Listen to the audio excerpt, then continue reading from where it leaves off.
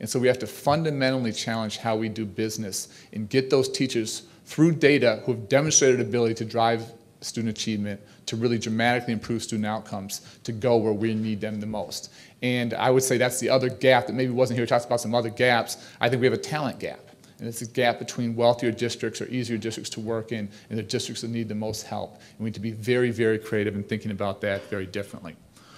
Fourth, we have to think, I think, more radically about schools that just chronically underperform. And I put schools in three different buckets. You have schools that are doing an extraordinary job, that, great results, long waiting lists, and we got to replicate those, whether those are district schools, charter schools, whatever they might be, where the marketplace, where parents are telling us we need more seats. We have to be much more creative about creating those seats and replicating those models that are working. We have a lot of schools in the middle that are improving, and we need to continue to support those schools and support those teachers and help them get to where they're going.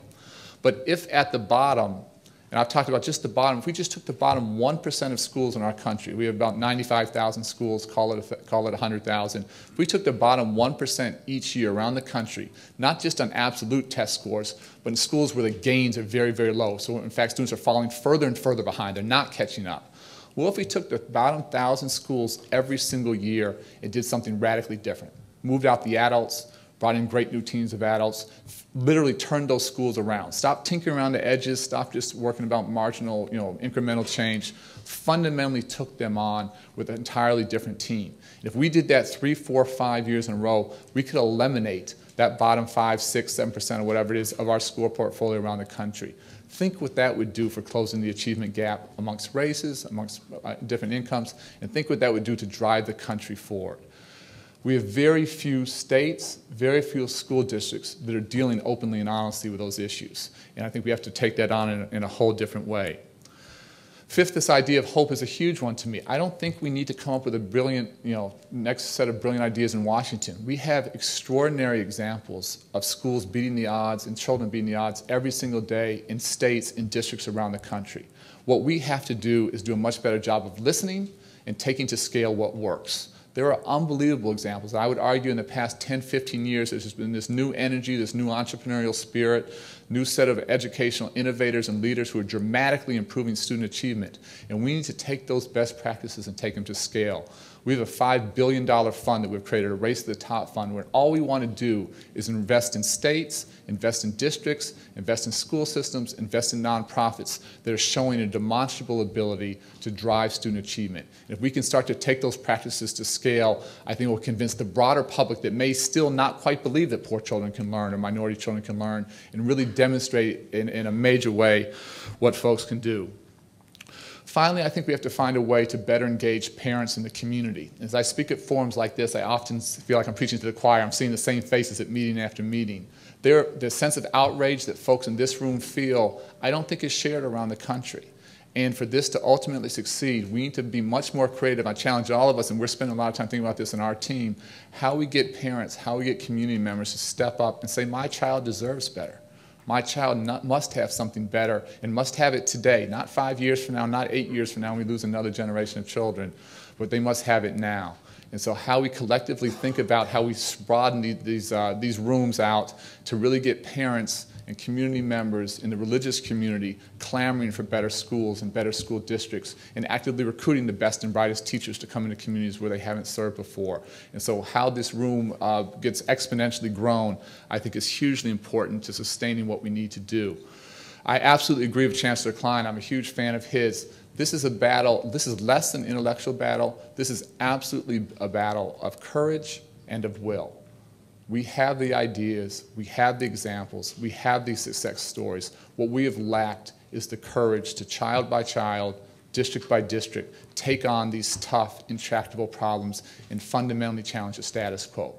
This kind of data that McKinsey brings forth, this doesn't argue for, we're close, or we just need a little bit of incremental change, or we need to get slightly better. This calls for radical and fundamental change with a huge sense of urgency. And what that takes is a willingness to behave in ways that we have not behaved before.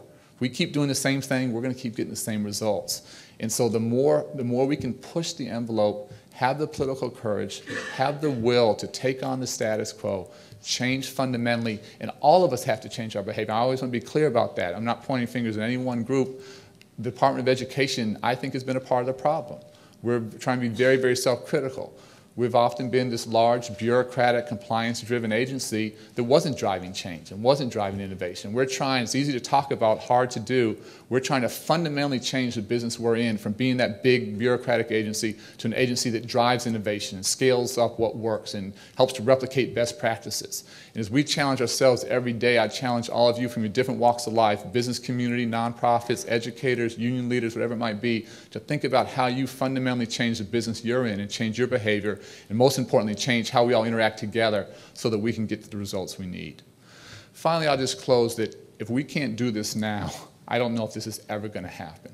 This is absolutely a historic, unique time to be working in education in our country. You have a president that fundamentally gets this, that absolutely understands how important this is. You have in him and the First Lady people who embody what a great education looks like. These were not silver spoon folks. These are people who are who they are, the leaders of the free world, because they had great educations and because they worked so hard. You have a vice president that gets this. You have his wife that's still teaching in a community college who's passionate about this. You have a bipartisan Congress that's asking us to challenge the status quo. And so I just think about collectively, over the next, you hope for 8 years, but you can't count it, over the next 4 years, if we can't fundamentally challenge the status quo, I don't know if it's ever going to happen in this country. I think the stakes are honestly that high. And so it presents some challenges. You know, it's not for the faint of heart, but it presents this unique opportunity. And as you guys know, it takes a crisis sometimes to get that kind of fundamental change. Well, ladies and gentlemen, we have a crisis. We have a crisis at our hand. Let's not waste a great crisis. Let's take this crisis, turn it into an extraordinary opportunity. And if we can work hard enough, if we can work collaboratively enough, if we can work smart enough, and if we can have the will and the courage to do the right thing, I think we can change education in our country literally for generations to come. And we can do it in this window of opportunity. So I thank all of you for extraordinary commitment. I thank the McKinsey team for shining a spotlight on this critically important issue. And if we walk out of here thinking you can't do this, I absolutely reject that. If you walk out of here saying it's a huge challenge, but we have the ability, we have the intellectual knowledge, we have to garner the political courage to do the right thing. If we do that, we can change children's lives forever. Thank you so much for having me today. I appreciate it.